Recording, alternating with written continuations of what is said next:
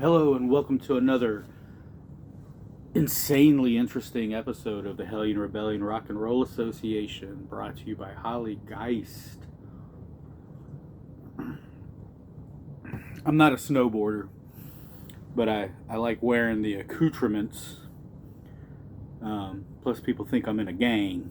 You know what I'm saying? Uh, we have a moment of silence to recognize before we get started. Roughly 5-6 days ago, we lost one of the greatest harmonizers in rock and roll or folk music. A man who goes by the name of David Crosby. I think he's been living off of borrowed time, but we finally lost him, and he will be greatly missed. So let's go ahead and do a little silence for Mr. Crosby.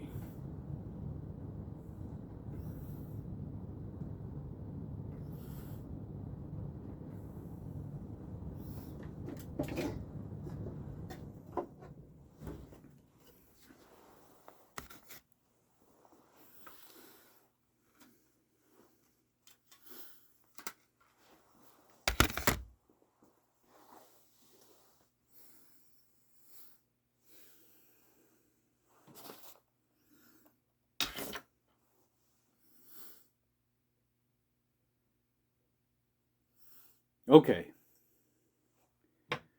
May David Crosby find a place in the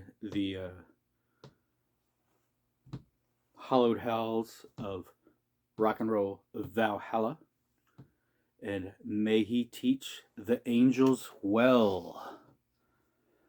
Speaking of some of the great harmonizers in rock and roll history, tonight we're going to talk about a band I cannot herald enough. Easily one of my favorite punk rock bands of all time, the legendary Bad Religion. I don't have a favorite Bad Religion record. I really don't. Every month is probably a different Bad Religion record that I'll say is my favorite. And this month it's Stranger Than Fiction, which is the record that we are going to be listening to tonight. Bad Religion would rocket out of the gates of Los Angeles in 1980 as a bunch of very young, crusty punk rockers. They wouldn't put out their first record, How Can Hell Be Any Worse, until 1982 or 83. I was actually very late to the Bad Religion game.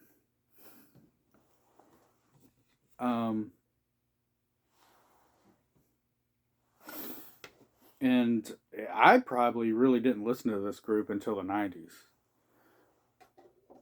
I can remember my sister buying a Bad Religion record or CD, and this would have been when Recipe for Hate had come out, but she had bought Generator. So for about a week, I'm listening to her Generator record and just dumbfounded that I didn't know who this band was. And then a week later, my buddy ends up buying Recipe for Hate. And again, I'm like, wow, what is up with this Bad Religion? This band is great. My sister was a big L7 fan, and she knew of Epitaph Records because of the first L7 record. And I kind of knew of Epitaph Records because of, well, the L7 record and the White Trash record from NoFX. But all of a sudden, within a week, I'm listening to two Bad Religion records. 3 months later, my sister would be going out with some guy who Bad Religion is one of his favorite bands of all time, and he had every one of their records. So within a 3 month period span of time, I went from not knowing who this band was to hearing every single album up until Recipe for Hate. Um, that's how it goes sometimes, I suppose. I don't know. I mean, maybe I didn't show up late. Maybe I showed up at the right time, but it just seemed like these guys just blew up. Like, I guess that would have been 1992, 91, something like that. And yeah, it was all downhill from there. Um, Bad Religion is, like I said, they're great harmonizers. I remember one time letting my stepdad listen to this and wondering what he thought of it, and and it still sticks in my mind today. He said, "What is this? Is this barbershop music? It's like distorted barbershop music." And I can't get it out of my head. Now, every time I listen to Bad Religion, I think of barbershop music. Um, they have a very peculiar sound, and it's very distinct and very original. I can only imagine what the first generation punk rockers thought in the '80s. You know, people growing up on the Germs and Circle Jerks and hearing Bad Religion, and they were probably perplexed.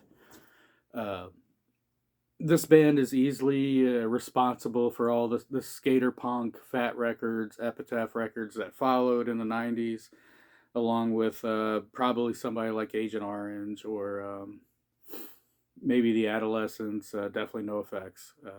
Bad Religion is definitely responsible for a lot of those bands as well. Um, and yeah, this was probably the first time that I thought of punk rock as being highly intelligent. Not that punk rock isn't intelligent, but it was always tongue in cheek, or they were just mad about something very, very specific and letting the world know about it. And it's cool to hear the exploited talk about fuck the poll tax, and over in the United States, we're like, the poll tax, what's that? They're like, oh, they're trying to make us pay taxes to vote. Like, whoa, that's messed up. So that's where the intelligence of punk rock really is. That they're very specific about what's going on right then and there. Um, but Bad Religion was very, very poetic, very well read. They had a wide vocabulary. In fact, if it wasn't for Bad Religion made me go back and really listen to the Dead Kennedys, which would probably be the first punk rock band that I thought was incredibly intelligent, um, and really study the lyrics of Jello Biafra. Uh, and that's the thing about Bad Religion as well, is that you don't even have to like this kind of music. You could read the lyrics as poetry and truly enjoy it. So yeah, they were very, very specific and very succinct with what they're saying. And I mean, there were times I would go looking a dictionary to figure out a word that Greg Graffin had said, just so I could understand what he's saying. Um, is how good their vocabulary truly is. So, Stranger Than Fiction. This is another really great record of theirs. This would be Brett Gurowitz's last record with Bad Religion. He owned Epitaph Records, still owns Epitaph Records, and he wanted to quit the band to concentrate on the record label and promoting new bands. It was kind of a blow to these guys because Brett Gurewitz was the other half of the songwriting force with these guys. But I mean, Greg Graffin can hold his own. I mean, that guy's no slouch. Uh, don't quote me on this, but I want to say Brett Gurewitz is back with Bad Religion. I haven't listened to the latest record of theirs, but I think he's back with them. So yeah, I'm gonna have to check that one out. This would be the first Bad Religion that was on a major label. It was on Atlantic Records, and again, maybe that's why Gurewitz left, is because he wanted to concentrate on Epitaph, and now he doesn't have to worry about a band blowing up like Bad Religion, and making all their records and distributing all their records. Maybe that's why they went to Atlantic. And I remember people saying, "Oh, Bad Religion sold out," all that noise. Um, and I remember Greg Graffin said, "Yeah, we moved to a major label. I got kids to feed." I was like, "That's the best answer I've ever heard."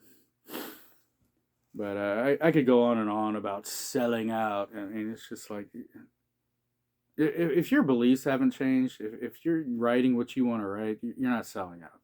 You're just getting better distribution and getting more opportunities to play abroad and things like that. I hate that whole selling out thing. So we're not going there. Um, Other than that, I don't have much more to say about these guys. I have a Greg Graffin autograph somewhere on a Converse All Star, but I can't find it. I was gonna show everybody, but I don't have it. I had a girlfriend for a while this was her favorite band, and we got to see Bad Religion at Tipitina's in New Orleans on the Gray Race tour, and I can't seem to find the autograph. So yeah, maybe if I do a part two, I'll try to find the autograph. So let's listen to some Bad Religion. I need to stop talking. What are we gonna do? I love every one of their songs.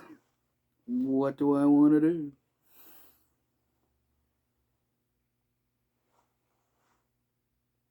Let's do this.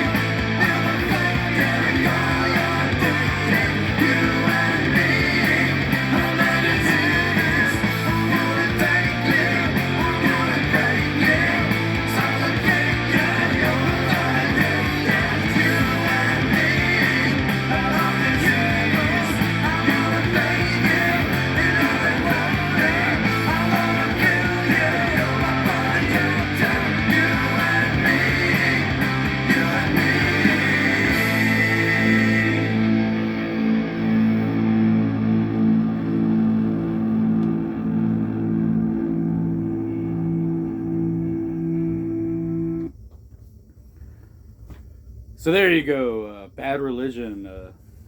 Better Off Dead and Infected by the Stranger Than Fiction record.